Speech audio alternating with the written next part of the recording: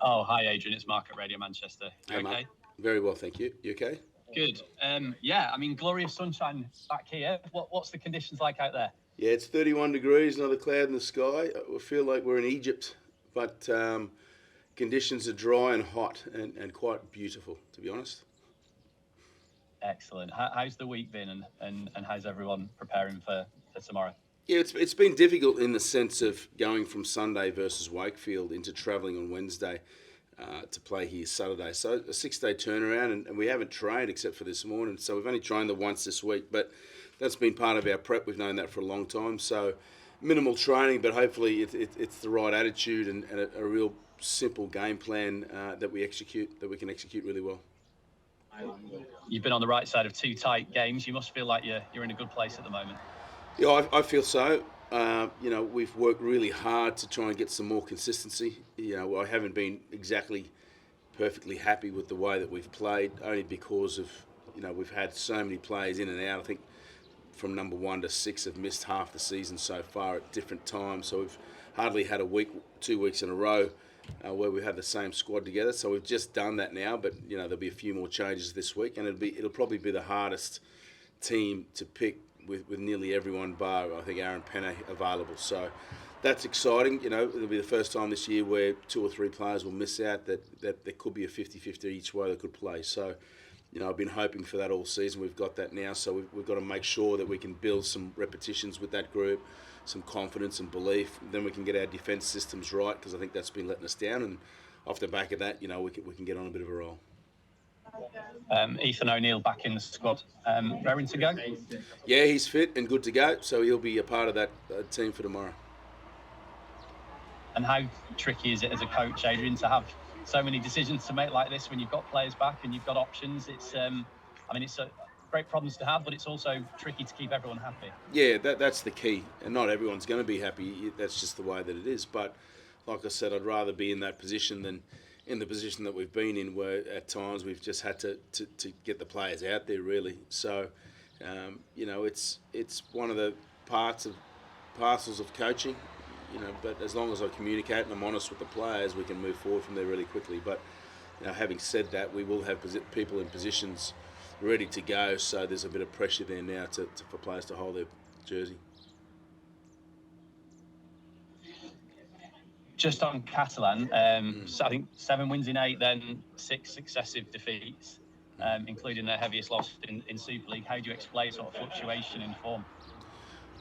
Yeah, I think they're playing.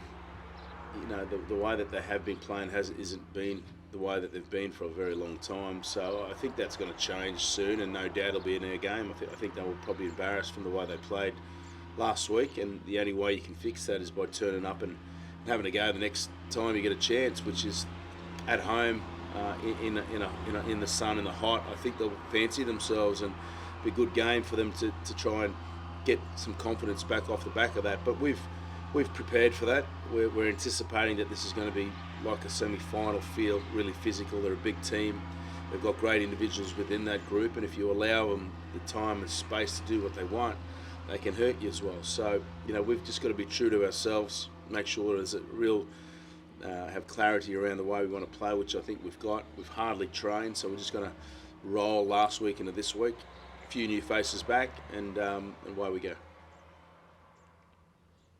Good stuff. Thanks, Adrian. I'll pass you over to Sam. Thanks, mate. Hi, Adrian. You all good? Hey, Sam. Very well, thanks, mate. You okay? Yeah, I'm good, thank you. Yeah, you mentioned there about sort of the managing of minutes, and obviously some people are going to be disappointed. Yep. Josh Chandler's probably been that man in the past few weeks. How has he reacted to that? I mean, obviously he's a consummate professional, so Yeah. how's he gone about the news that he's being 18th man or being on the bench? Yeah, Josh, like everyone else that misses out, is always frustrated, and there's a process that they've got to go through.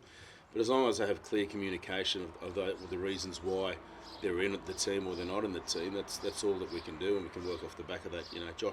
Josh's attitude is still reasonably good, and there's no reason why he may not get a chance next week or get a chance next week. There's nothing set in stone here.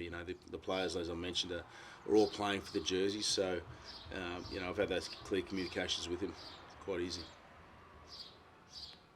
Has there been much communication in regards to next year as well? Because obviously he's one of the bigger names who's off contract. Yeah, not at the moment. You know, we've got a job to do still here, and no doubt there'll be communications coming soon in one way or another. But for me and for Josh and for the team, you know, I've got a squad of 30 odd players there that I need to manage and make sure we get through it. You know, there's only 17 that's picked every week, and the way that we communicate, I think, is a real strength of the club and the group, and that won't minimalise at all. You know, the more that we do have the comms, the clearer things will be. So, like every other player there, we'll get through this process bit by bit.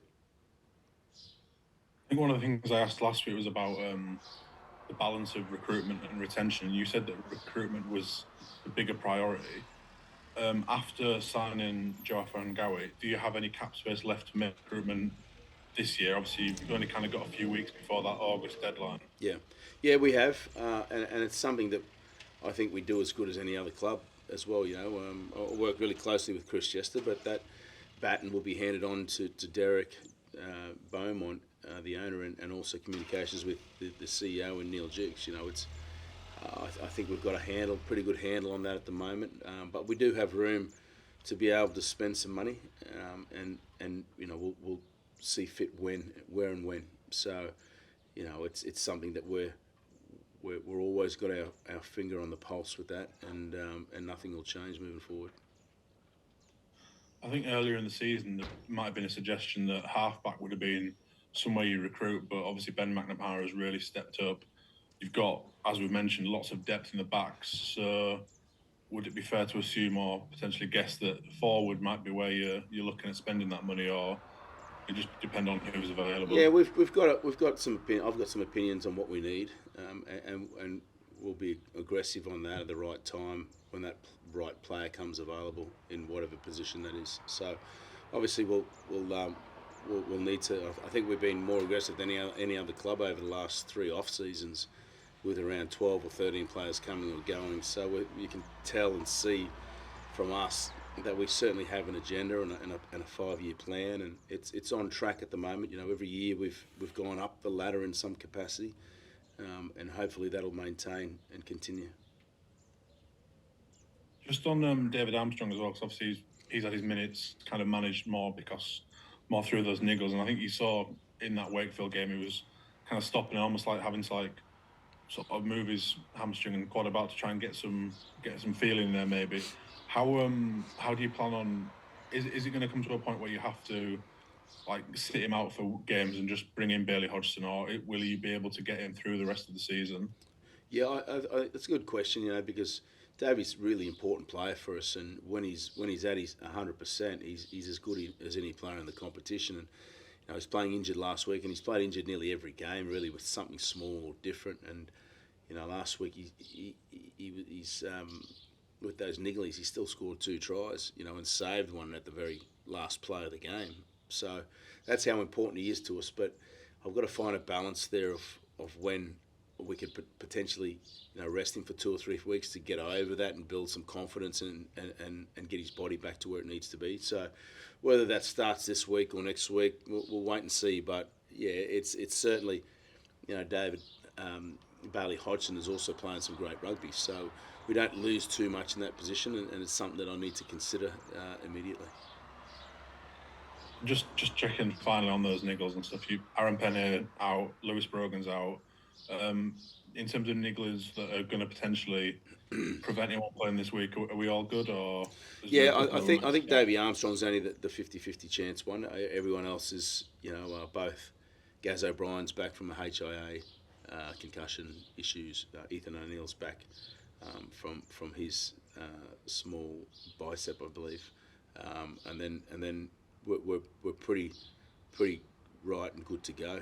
So I'm excited about that. I've just got to. It might just take a couple of weeks to get the squad right, but like I said, this team that we named last week against Wakefield certainly holds the jerseys, and you know, there's pressure on every player now to hold on to that.